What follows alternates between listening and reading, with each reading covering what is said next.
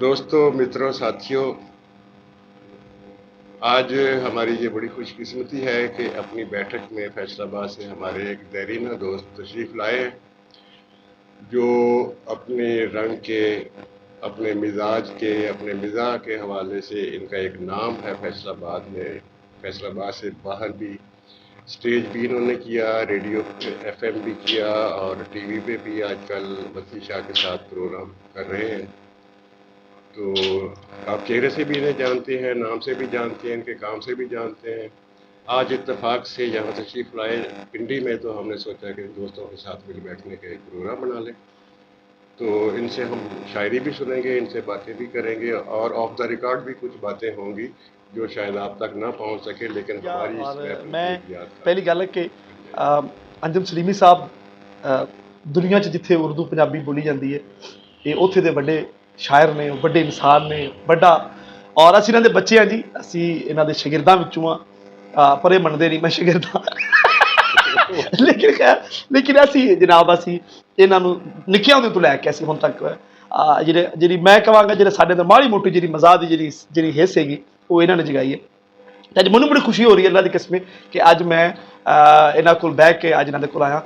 और अज साडे नाल साडे एक होर वीर साडे भरा जिहड़े पाकिस्तान एसोसीएशन युगांडा दे सदर रहे ने और माशाअल्लाह उत्थे पाकिस्तानी कम्यूनिटी जिहड़ी युगांडा ईस्ट अफ्रीका दे विच आके ना उन्हां सब नूं आके लीड कर रहे ने। साडे नाल शाहद अलवी साहब साडे नाल ने, बिस्मिल्लाह। वेलकम जी। हाँ, असीं इन्हां नूं जी नूं सत बिस्मिल्लाह आखदे आ जी।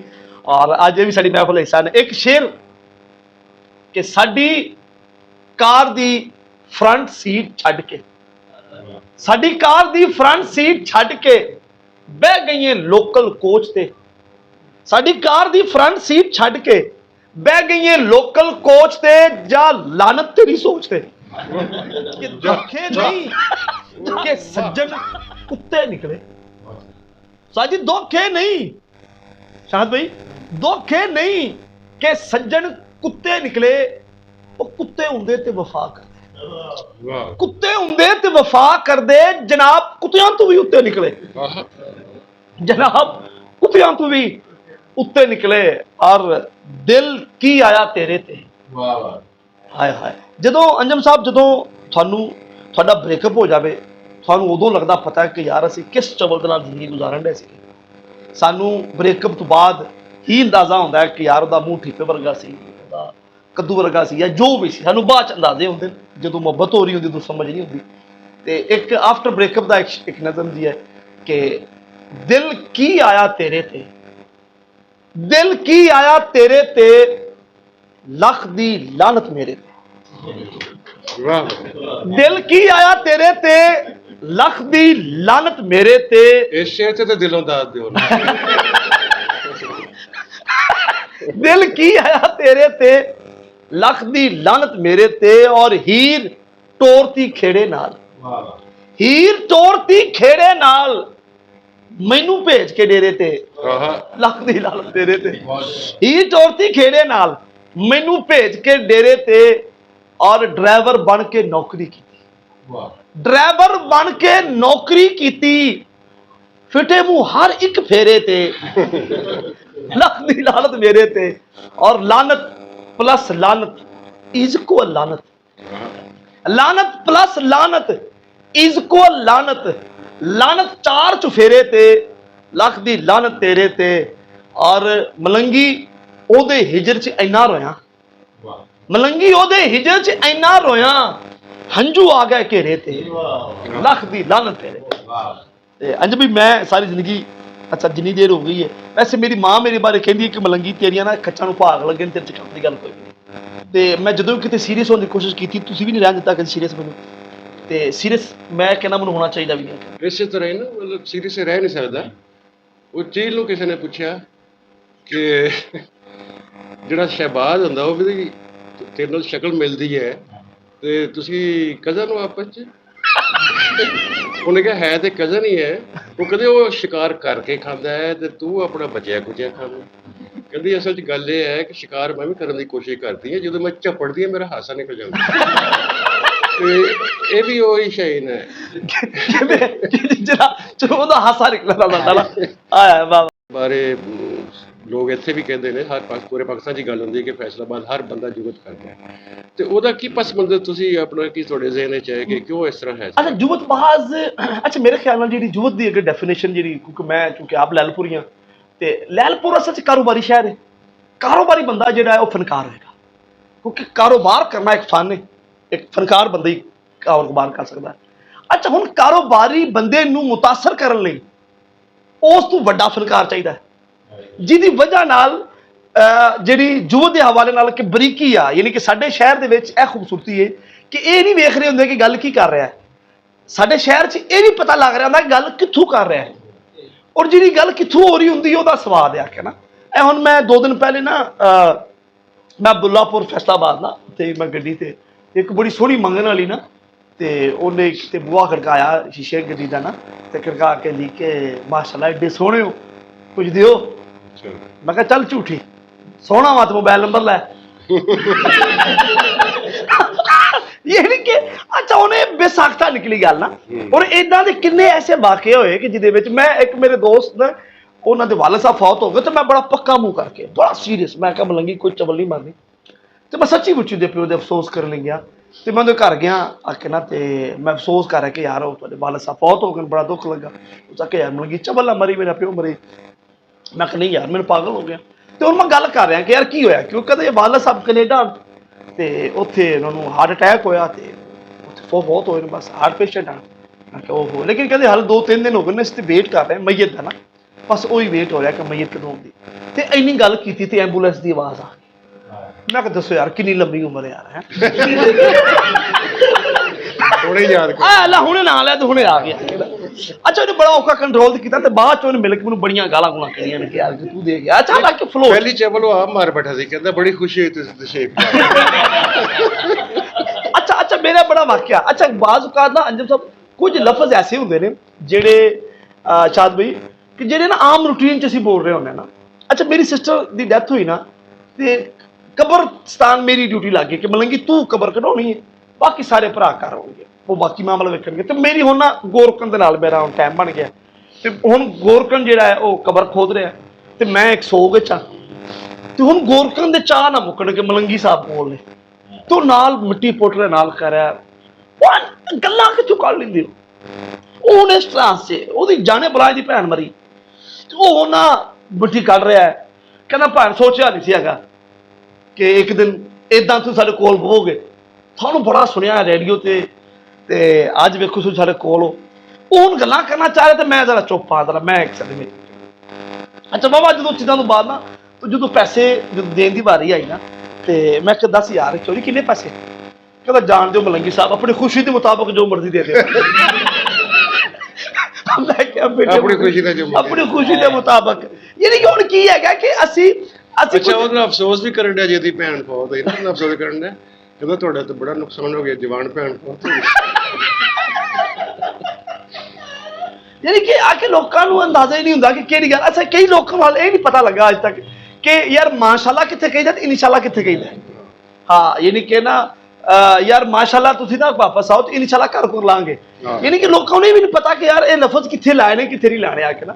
ਤੇ ਬਾਕੀ ਯਾਰ ਅਸਲ ਜੈਲਪੁਰ ਜਿਹੜਾ ਸ਼ਹਿਰ ਹੈ, ਇਹ ਸ਼ਹਿਰ ਦੀ ਖੂਬਸੂਰਤੀ ਹੈ ਕਿ ਅੱਛਾ ਇਹਦੇ ਚ ਨਿਕਲਣ ਵੀ ਦਿਲ ਨਹੀਂ ਕਰਦਾ, ਕਿਉਂਕਿ ਅੱਛਾ ਮੈਂ ਬੜੀ ਮਿਸਾਲ ਨਾ, ਅਸੀਂ ਰਮਜ਼ਾਨ ਲੰਘਿਆ ਤੇ ਨਾ ਮੇਰੇ ਆ ਕੇ ਸਹੁਰਿਆਂ ਘਰ ਮੇਰੀ ਦਾਵਤ ਹੋਣੀ, ਤੇ ਸਹੁਰੇ ਮੇਰੇ ਨੇ ਮੈਨੂੰ ਟਿਸ਼ੂ ਦਿੱਤਾ, ਉਹ ਗੋਲ ਰੋਲ ਟਿਸ਼ੂ ਨਹੀਂ, ਉਹ ਹੁਣ ਟਿਸ਼ੂ ਮੈਨੂੰ ਫੜਾਇਆ, ਤੇ ਟਿਸ਼ੂ ਥੋੜਾ ਸੀ।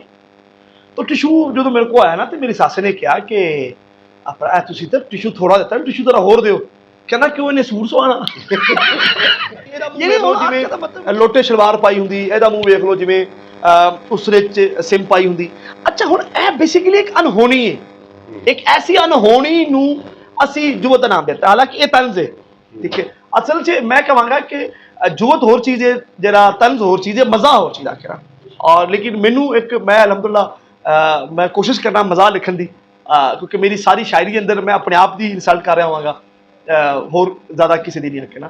ਤੇ ਇੱਕ ਮੇਰੀ ਇੱਕ ਨਜ਼ਮ ਬੜੀ ਵਾਇਰਲ ਹੋਈ ਸੀ ਕਿ ਅੱਛਾ ਉੱਥੇ ਆਪਣੇ ਆਪ ਨੂੰ ਵੀ ਜੁਗਤ ਕਰਕੇ ਖੁਸ਼ ਹੁੰਦੇ ਨੇ ਲੋਕ। ਨਹੀਂ ਉੱਥੇ ਤਾਂ ਸਾਰੇ, ਹਾਂ ਬਲਕਿ ਮੈਂ ਕਹਿਣਾ ਵਾ ਕਿ ਜਿਹੜੀ ਜੁਗਤ ਦਾ ਜਿਹੜਾ ਅਸਲ ਮਜ਼ਾ ਹੈ ਨਾ, ਉਹ ਤੁਸੀਂ ਆਪਣੇ ਆਪ ਤੇ ਲਾਫਟਰ ਲੈਣਾ ਮੈਂ ਹਾਂ ਠੀਕ ਹੈ ਕਿ ਯਾਰ ਮੈਂ ਨਾ ਇਦਾਂ ਆਇਆ ਤੇ ਮੈਨੂੰ ਇਹ ਗੱਲ ਕੀਤੀ ਆ ਕੇ ਨਾ ਔਰ ਇੱਕ ਨਜ਼ਰ ਮੇਰੀ ਸੋਸ਼ਲ ਮੀਡੀਆ ਤੇ ਬੜੀ ਵਾਇਰਲ ਹੋਈ ਸੀ ਕਿ ਸਾਨੂੰ ਕੰਟੀਨਿਊ ਧੋਖੇ ਇਟਸ ਓਕੇ ਸਾਨੂੰ ਕੰਟੀਨਿਊ ਧੋਖੇ ਇਟਸ ਓਕੇ ਸਾਡੀ ਪਹਿਲੀ ਚੋਰੀ ਪਹਿਲਾਂ ਹੀ ਫਾ ਹਾਂ ਸਾਡੀ ਪਹਿਲੀ ਚੋਰੀ ਪਹਿਲਾਂ ਹੀ ਫਾ ਉਹਨਾਂ ਨੂੰ 1000 ਮੌਕੇ ਇਟਸ ਓਕੇ ਔਰ ਅੱਖ ਚੁੱਕ ਕੇ ਉਹਨੇ ਸਾਨੂੰ ਤੱਕਿਆ ਹੀ ਨਹੀਂ ਅੱਖ ਚੁੱਕ ਕੇ ਉਹਨੇ ਸਾਨੂੰ ਤੱਕਿਆ ਹੀ ਨਹੀਂ ਅਸੀਂ ਬੈਠੇ ਰਹੇ ਮੂੰਹ ਧੋ ਕੇ ਇਟਸ ਓਕੇ ਤੇ ਲੋਕਾਂ ਨੂੰ ਹੋਟਲਾਂ ਵਿੱਚ ਟਰੀਟਾਂ ਲੋਕਾਂ ਨੂੰ ਹੋਟਲਾਂ ਵਿੱਚ ਟਰੀਟਾਂ ਸਾਨੂੰ ਚਾਹ ਦੇ ਖੋਖੇ ਇਟਸ ਓਕੇ ਸਾਨੂੰ ਚਾਹ ਦੇ ਖੋਖੇ ਔਰ ਮੈਂ ਇੱਕ ਹੋਰ ਅੰਜਮ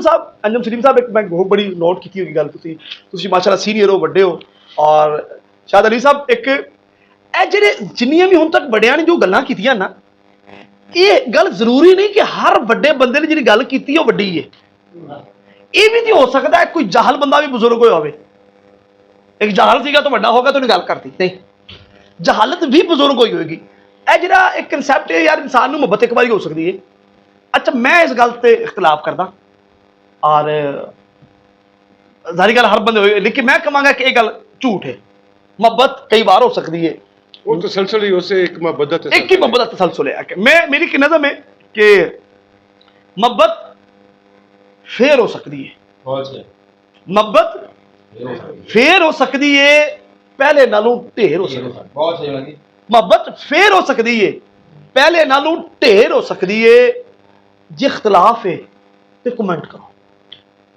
जे इख्तलाफ है तो कमेंट करो जे सही है तो अगे शेयर हो सकती है जे इख्तलाफ है तो कमेंट करो जे सही है तो शेयर हो सकती है हुण नहीं 9 बजे नींद आनी हुण नहीं 9 बजे नींद आनी गल करदे सवेर हो सकती है मोहब्बत फेर हो सकती है पहले नालों ढेर हो सकती है मैं अंजम साहब एक छोटी बैच एक नज़र लिखी है कि मैं ते ओ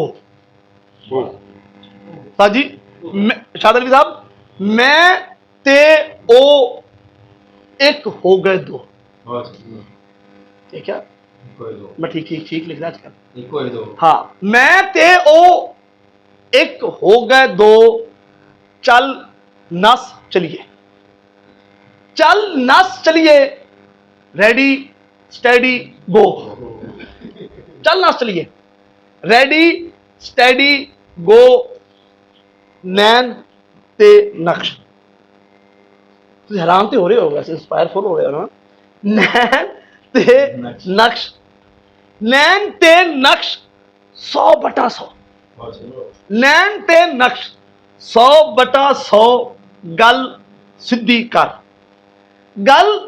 कर यस और नो गल सिद्धि कर यस और नो मलंगी नाल धोखा यू मे गो वाह वाह ओ हो मैं जो नवा रेडियो ते आया ना मेरा एक मुंडा ऑफिस बॉय सी राही और राही नूं ना उन्हें किते चाह बनाई ते उन्हें चाह बना के जो लियांदी ना चसा वो चाह किड्डी बुरी होई ओए हो मैनू बुलाया मैं कहा पुत्र बंदा ना जिद्दी मर्जी कोशिश कर ले ना तेरे तू बुरी नहीं बना सकता इन्हें कुछ लोग माशाल्लाह इदां दी बुरी है अंजम साहब तुसीं पिंडी इस्लामाबाद आके डेरे ला लेने आके ना की वेख रहे हो आखना शायद लैलपुर नूं मिस कर रहे हो या इत्थे अपना वखरा लैलपुर वसा के बह गए असल च तुहाडा शहर तुहाडे नाल ही हुंदा तुसीं जिथे भी जाओ ना वाह ते उत्थे आपे वर्गे लभ लेने ते बैठ गए अपनी बैठक कोल वाह वाह एवें कंजम सलीमी साहब दी खूबसूरती है कि ये जमाने नाल नहीं चले जमाना ना देना तुसीं शहर चों निकल जांदे हो शहर तुहाडे अंदर उहने निकलना वाह वाह वाह वाह आय हाय लेकिन ये गल जिहड़ी बजाए और आज मैनूं ऑनेस्टली बड़ी खुशी एक शेर नाल मैं इजाजत चाहांगा कि मैनूं जिउंदे जी मारन वालीए शाला तेरा पट्ठा बह जाए मैनूं जिउंदे जी मारन वालीए शाला तेरा पट्ठा बह जाए जिहदे पिछे तू मैनू छड़िया वो तेनू भैन कह जाए जिहदे पिछे तू मैनू छड़िया वो तेनू भैन कह जाए इंज तो फिर इंज थी आके ना और एक मेरी सारी शायरी जी है वो इंज दी आके ना मेरा 2 GB का दिल है ਤੇਰੇ 64 ਜੀਬੀ ਦੇ ਗਮ ਨੇ। ਮੇਰਾ 2 ਜੀਬੀ ਦਾ ਦਿਲ ਏ, ਤੇਰੇ 64 ਜੀਬੀ ਦੇ ਗਮ ਨੇ ਲੰਮ ਸਾਹਮਣੇ ਤੇਰੇ ਨਾਵੇਂ ਲਾ ਦਿੱਤੇ ਮੈਂ, ਮੇਰੇ ਰਹਿ ਗਏ ਜਿੰਨੇ ਦਮ ਨੇ ਲੰਮ ਸਾਹਮਣੇ ਤੇਰੇ ਨਾਵੇਂ ਲਾ ਦਿੱਤੇ मैं, मेरे रह गए जिन्ने दम ने लम साहमने। Thank you. बहुत शुक्रिया दोस्तों। ये छोटी जी एक महफिल अचानक ही ऐसी तरतीब देती है कि आए अचानक ने, पहले पता होना तो होर दोस्त हम साथ दे और गुफ्तगू अच्छी करते तो थोड़े वास्ते थोड़ी जी गुफ्तगू रिकॉर्ड कर ली ताकि याद रहे। उस तो बाद असी हुण कुछ गंदियां गंदियां गल्लां गंदे गंदे लतीफे सुनने ने तुहानूं सुनाए नहीं जा सकते तो सानूं इजाजत दिओ ताकि असी अपनी असल महफिल सजा सकीए। थैंक यू सो अल्लाह। बहुत